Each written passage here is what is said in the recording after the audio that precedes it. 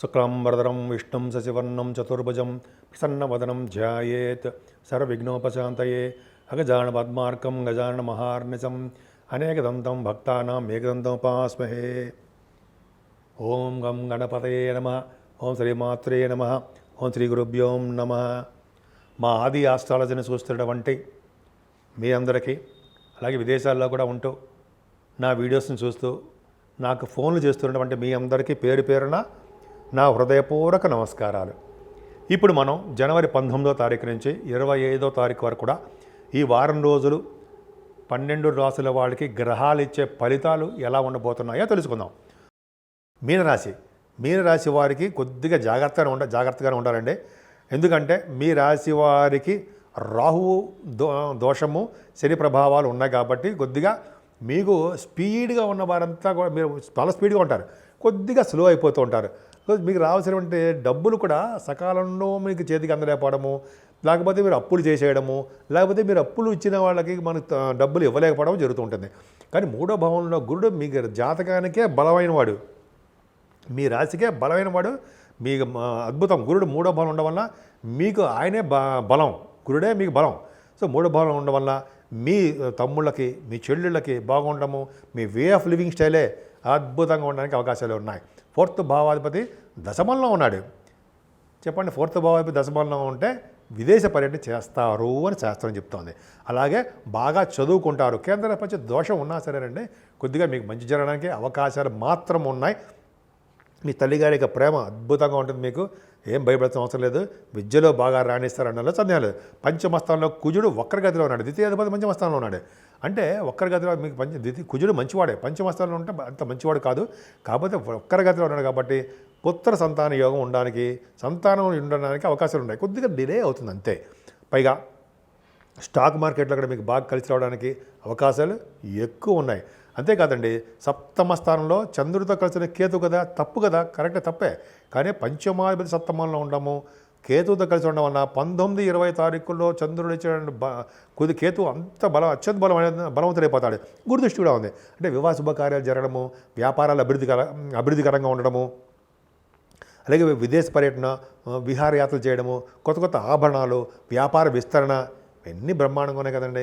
అలాగే భాగ్యస్థానానికి గురుదృష్టి ఉంది, శని దృష్టి ఉండేవండి. గురుదృష్టి ఉండడం వల్ల వ్యాపారాభివృద్ధి అంచెలంచెలుగా మీకు బాగా వ్యాపార అభివృద్ధి కలుగుతూ ఉంటుంది. ముఖ్యంగా చదువు రీత్యా విదేశాలు వెళ్తారు. అంతేకాకుండా ఈ బ్యాంకింగ్ రంగంలో ఉన్న వాళ్ళకి, ఈ కొంతమంది విద్యా సంస్థలు అంటారు కదా, ఆ విద్యా సంస్థల్లో వ్యాపారాభివృద్ధి బాగా జరుగుతుందండి. మీకు ముఖ్యంగా భాగ్యస్థానం బాగుంది కాబట్టి తీర్థయాత్రలు, అమ్మవారి యొక్క దర్శనాలు, కాశీ వంటి పుణ్యక్షేత్ర దర్శనాలు తప్పగా కలుగుతాయండి. మీకు గురువుగారి యొక్క ఆశీస్సులు తప్పగా కలగడానికి అవకాశాలు ఎక్కువ ఉన్నాయి. మీరు భాగ్యం వృద్ధి అవుతూనే ఉంటుంది. అదే దశమంలో బుధుడు అండి. అంటే గవర్నమెంట్ ప్రొఫెషన్లో ఉన్న వాళ్ళకి, వ్యాపార సంస్థలో పనిచేసే వాళ్ళకి చాలా బాగుంటుంది. మీరు చేసే వ్యాపారాభివృద్ధి కూడా చాలా చాలా అద్భుతంగా ఉంటుంది. రియల్ ఎస్టేట్ రంగం ఉన్న వాళ్ళకి, సాఫ్ట్వేర్ రంగం ఉద్యోగస్తులు కూడా మంచి అభివృద్ధికరంగానే ఉంటుంది అన్నది సందేహం లేదు. అలాగే లాభంలో రవి అద్భుతం కదండి. లాభంలో రవి అంటే 6వ ఇంటి వాడు లాభంలో ఉన్నాడు. అంటే ఏంటంటే శత్రుభయం లేకుండా ధైర్యంగా పదవులు, పొలిటికల్ రంగంలో పదవులు రావడానికి ఎక్కువ అవకాశాలు బ్రహ్మాండంగా ఉన్నాయి. అంతేకాకుండా లాభంలో రవిని పెట్టి మనం ఏ ముహూర్తం చేసినా కూడా చాలా మంచి విజయం సాధిస్తుంటాం. అంతేకాకుండా రవి లాభంలో ఉన్నాడు కాబట్టి చక్కటి యోగం ఉంటుందండి మీకు. మీ అన్నయ్య గారికి చాలా బాగుంటుంది. తండ్రి గారి యొక్క ఆరోగ్య పరిస్థితి, ఆర్థిక పరిస్థితి చాలా బాగుంటుంది. మనం ఈ నెలలో అంటే మాఘమాసంలో 4వ తారీఖుని ఆది అశ్వాల తరపున అరుణ పారణము చేస్తున్నాము మనము. అంటే ఏంటంటే గంటన్నర ప్రక్రియ ఉంటుంది. వేద పండితులు చేస్తూ ఉంటారు. ఈ సూర్యభగవాన్ని మరింత శుభఫలితాలు మీకు ఇవ్వాలి కాబట్టి మీ తండ్రి గారి యొక్క ఆరోగ్య పరిస్థితి, ఆనందంగా ఉండడము, మీరు రాజకీయ రంగంలో ఎదుగుదల, గవర్నమెంట్ ప్రొఫెషన్లో బాగా ఉండడము, మీరు చేస్తున్న వ్యాపారాభివృద్ధి కలగడానికి రవి కారకుడు కదండి. మీకు ఆల్రెడీ మీకు యోగిస్తున్నాడు. మరింత శుభఫలితాలు ఇవ్వాలంటే మీరు అరుణ పారణం చేయించుకోండి. చాలా తక్కువ అమౌంట్ ఉంటుంది. మేము వీడియో కూడా చేస్తున్నాం, ఒక్కసారి వీడియో కూడా చూడండి, అద్భుతమైన ఫలితాలు ఉంటాయి. కానీ 12వ భావంలో మీకు శుక్రుడితో కలిసేసారండి. 12th house lord in 12th house and అష్టమాధిపతి కూడా కలిశాడు. కాబట్టి మీకు అంత శుభఫలితాలు మాత్రం ఇవ్వరండి. కొద్దిగా మీకు చెడు అలవాట్లు, చెడు ప్రభావాలు, చెడు ఆలోచనలు, వస్తూ ఉంటాయి. కానీ మనకి మీరు అవన్నీ వాటి జోడికి వెళ్ళకండి. మీకు ఆ పైగా వ్యయభావంలో శని అంత మంచివాడు కాదు. కాబట్టి శని సుక్కుల యొక్క దోషం పోవాలంటే చక్కగా మీరు అమ్మవారి యొక్క దర్శనాలు, వెంకటేశ్వర స్వామి దగ్గర దీపారాధనలు చేసుకోవడం వలన అన్ని రంగాల్లోనూ మీరు ముందంజలో ఉంటారు. ముఖ్యంగా అమ్మవారి యొక్క పూజలు ఎక్కువ చేసుకోండి. ఇప్పుడు 12 రాశుల వాళ్ళకి, ప్రతి రాశి వాళ్ళకి రెమెడీస్ అని ఉంటాయండి. మనం తీసుకోవాల్సిన జాగ్రత్తలు అంటాం అనమాట. ఈ ప్రతి రాశి వాళ్ళు కూడా ముఖ్యంగా శని సుక్కుల కాంబినేషను, అలాగే రాహు ప్రభావం సరిగ్గా లేకపోవడం వలన, రవి కూడా సరిగ్గా లేకపోవడం వలన మీరు చాలా జాగ్రత్త తీసుకోవాలండి. ముఖ్యంగా మీరు అమ్మవారి యొక్క దర్శనాలు చేసుకోవడము, అలాగే శనీశ్వరుడికి సంబంధించినటువంటి తైలాభిషేకాలు చేసుకోవడము, అలాగే వెంకటేశ్వర స్వామి యొక్క దర్శనాలు, శివాభిషేకాలు ఇవన్నీ చేయించుకోవడం వలన శని సుక్కుల వలన వచ్చే దోషాలు బాగా పరిహారం అవుతాయండి. ముఖ్యంగా అది చాలా చేయించుకోవడం మీ ఇంట్లోనే మీ దగ్గర ఉన్న పండితులతో చేయించుకోండి.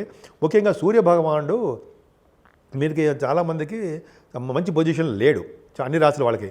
సో నేను చెప్పదగ్గ సూచన ఏంటంటే మన రాబోయే కాలంలో అంటే వచ్చే నెల మాఘమాసంలో రథసప్తమి రోజు మంగళవారం 4వ తారీఖుని మన ఆది ఆస్ట్రాలజీ తరపున అరుణ పారణమని చేస్తున్నామండి. అంటే సూర్యభగవానుడు నమస్కార ప్రియుడు, ఆరోగ్య ప్రదాత. ఆ సూర్యభగవానుడు అందరికీ అంటే ఆరోగ్యం ఇవ్వడంలోనూ, సకాలంలో అందరికీ పెళ్ళిళ్ళు అవ్వడంలోనూ, సత్సంతాన యోగం కలగడంలోనూ, గవర్నమెంట్ ప్రొఫెషన్లో బాగా ఉన్నతంగా రాణించడంలోనూ, అడ్మినిస్ట్రేటివ్ కెపాసిటీలోనూ, అలాగే రాజకీయ రంగంలో ఎదుగుదల ఉండడంలోనూ, ఈ లా రిలేటెడ్ కొన్ని కోర్టు కేసులకు సంబంధించిన వాటిలో పరిష్కారం ఉండేట్టుగాను అలా అనేక రకాలుగా సూర్యభగవానుడు ఈ యొక్క చేయడం వలన అరుణపారణం చేస్తున్నాము, వేద పండితులు చేస్తున్నాము. అలా చేయడం వలన మొత్తం జనములు రావడం కాకుండా సూర్యలోకంచ గచ్చతి, సూర్యలోకాలకి వెళ్ళడానికి అవకాశాలు ఉంటాయి.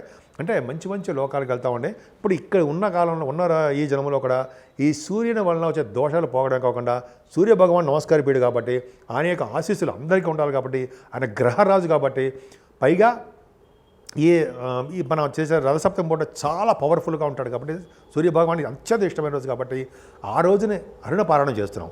మీరు చాలా తక్కువ రుసుము ఉంటుందండి, 1016 ఉంటుంది.